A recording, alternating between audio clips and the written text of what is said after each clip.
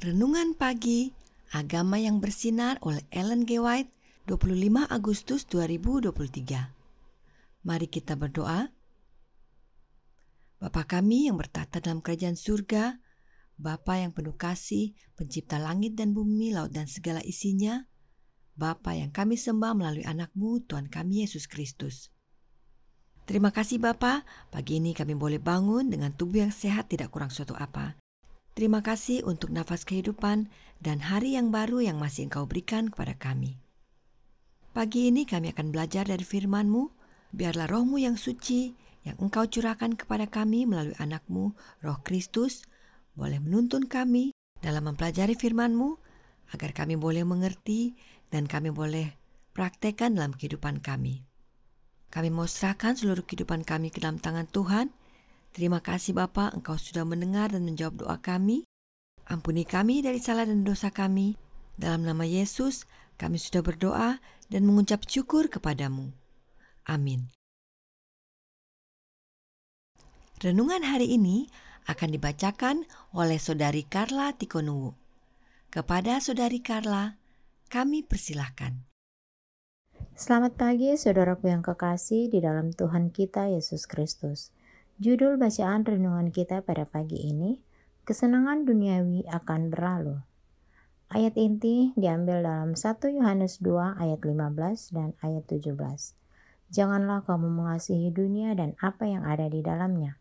Jikalau orang mengasihi dunia, maka kasih akan Bapa tidak ada di dalam orang itu, dan dunia ini sedang lenyap dengan keinginannya, tetapi orang yang melakukan kehendak Allah tetap hidup selama-lamanya. Ada pecinta dunia, bahkan di antara mereka yang mengaku menantikan Tuhan. Ada ambisi untuk kekayaan dan kehormatan.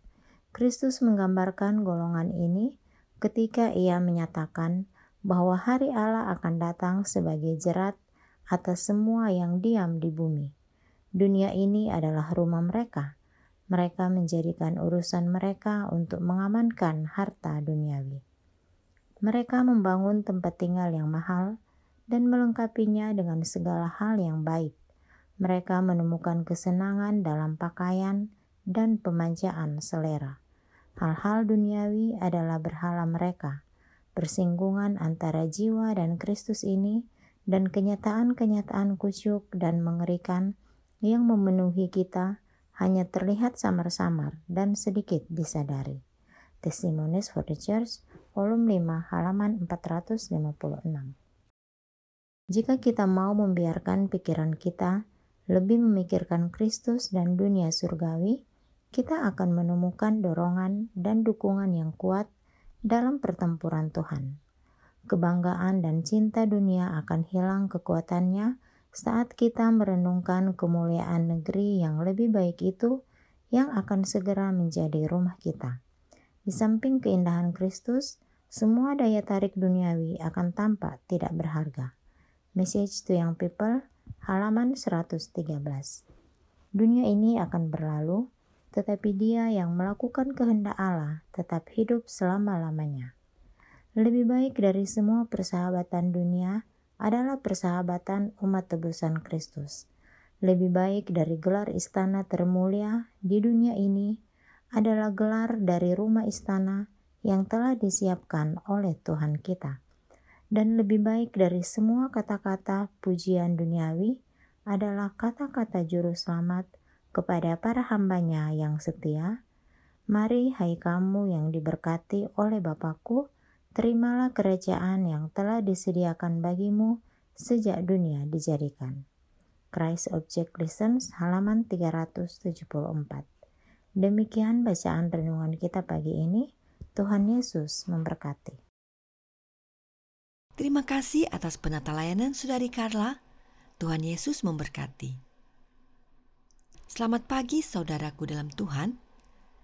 Tentang kesenangan dunia, Roh Nubuat berkata, namun dosa-dosa yang menguasai dunia telah masuk ke dalam gereja-gereja dan ke dalam hati orang-orang yang mengaku sebagai umat pilihan Allah. Dikutip dari Testimonies for the Church, volume 5, halaman 456, paragraf pertama. Apa akibat dari dosa-dosa masuk ke dalam gereja dan menguasainya? Masih dalam halaman yang sama, ada banyak sekali rasa bersalah yang menjadi tanggung jawab gereja. Mengapa mereka yang memiliki terang tidak berupaya sungguh-sungguh untuk memberikan terang itu kepada orang lain? Mereka melihat bahwa akhir zaman sudah dekat. Mereka melihat banyak orang setiap hari melanggar hukum Allah, dan mereka tahu bahwa jiwa-jiwa ini tidak dapat diselamatkan dalam pelanggaran. Namun mereka lebih tertarik pada perdagangan mereka, tanah pertanian mereka, rumah mereka, barang dagangan mereka, pakaian mereka, meja mereka, dibandingkan dengan jiwa laki-laki dan perempuan yang harus mereka temui secara langsung pada hari penghakiman. Orang-orang yang mengaku menuruti kebenaran sedang tertidur. Kesenangan dunia memasuki gereja dan akhirnya gereja tertidur. Umat-umat hanya memikirkan kenikmatan dunia, gantinya menjangkau jiwa. Tidak hanya itu, Roh Nubuat menambahkan, kasih akan kebenaran mulai memudar dari hati mereka. Teladan mereka tidak meyakinkan dunia bahwa mereka mempunyai kebenaran lebih dulu daripada orang lain di bumi. Pada saat mereka seharusnya kuat dalam Allah, mempunyai pengalaman hidup sehari-hari, mereka menjadi lemah, ragu-ragu, mengandalkan dukungan para pengkhotbah ketika mereka harus melayani orang lain dengan pikiran dan suara dan pena dan waktu dan uang. Bukankah hal ini sudah terjadi dalam gereja, khususnya gereja Advent? Kasih akan kebenaran sudah mulai memudar dari umat-umat. Mereka tidak punya pengalaman hidup dengan Allah dan karenanya mereka menjadi lemah. Gantinya mengandalkan Allah dalam menjangkau jiwa-jiwa, mereka malah mengandalkan para pengkhotbah. Lalu apa yang diperlukan oleh umat-umat Allah? Roh Nubuat menyatakannya berikut ini. Semua reformasi sejati dimulai dengan pembersihan jiwa. Melalui pembasuhan kelarian kembali dan pembaharuan pikiran melalui kuasa Roh Kudus, perubahan terjadi dalam hidup. Dikutip dari manuskrip 95 tahun 1903, paragraf ke-16. Siapakah yang dapat membersihkan jiwa kita? Kutipan ini menyatakan bahwa Roh Kudus yang melakukan pembasuhan. Namun dalam kutipan lain, Roh Nubuat berkata, hanya Kristus yang dapat membersihkan bait suci jiwa. Dikutip dari The Desire of Ages, halaman 161, paragraf kedua. Nah, jika hanya Yesus yang dapat membersihkan bait suci jiwa, lalu bagaimana dengan Roh Kudus yang kutipan sebelumnya dikatakan dapat membersihkan jiwa juga? Apakah ada dua yang bisa membersihkan jiwa? Tentu tidak. Jika dikatakan hanya Yesus, maka artinya hanya satu yang dapat membersihkan jiwa, yaitu Yesus. Lalu bagaimana hubungannya dengan Roh Kudus? Roh Nubuat menolong kita. Tidakkah kita akan membiarkan Roh Kristus menguasai hati kita agar kita dapat dibersihkan dari segala noda keegoisan? Dikutip dari Review and Herald, September 26 tahun 1907, paragraf ke-14. Roh Kudus yang membersihkan jiwa kita itu adalah Rohnya Kristus. Itu sebabnya Roh Nubuat berkata, hanya Yesus yang dapat membersihkan bait suci jiwa kita. Karenanya, renungan hari ini berkata, jika kita mau membiarkan pikiran kita lebih memikirkan Kristus dan dunia sorgawi, kita akan menemukan dorongan dan dukungan yang kuat dalam pertempuran Tuhan. Kebanggaan dan cinta dunia akan hilang kekuatannya saat kita merenungkan kemuliaan negeri yang lebih baik itu yang akan segera menjadi rumah kita. Di samping keindahan Kristus, semua daya tarik duniawi akan tampak tidak berharga. Dikutip dari Radiant Religion, halaman 239, paragraf keempat. Inilah pentingnya memiliki Kristus dalam hidup kita, untuk membersihkan bait suci jiwa kita dan agar semua daya tarik dunia menjadi lenyap dari hidup kita. Pikiran kita adalah tentang Yesus. Rohnya Yesus yang bekerja dalam hati kita untuk membersihkan kita.